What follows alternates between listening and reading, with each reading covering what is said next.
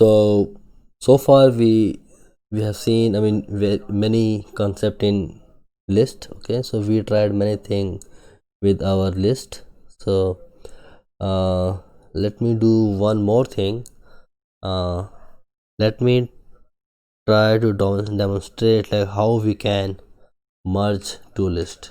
Okay, so here you can see that we have two lists. Okay, so we have employee list copy and we have employee list copy.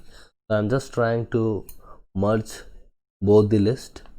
Okay, so for merging this, what I am doing it, I am only just take one more list. Okay, that is let's name it merged employee list equal to employee list copy and plus employee list copy. Okay, so by doing this, what I am trying to do, I am just merging both the list, I mean employee list copy and plus employee list copy.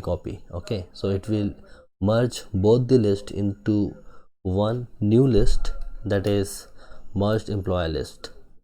So let print it as well. Okay, so merged and employee list. Now let's execute this. Okay, now just press control plus enter, and now you can see here that employee list copy had three items, that was John, Kumar and the contact number, and employee list copy it also had three items, that is Rahul, Kumar and the contact number. Okay, now your merged employee list has six items. Okay, so you can just check the length as well. Okay, so merged employee list, so it should show you like six. Okay, so here you can see that the length is 6. Okay, so I think I will we are just good here, and we see many things about list. So I will end this video here. Okay, thank you.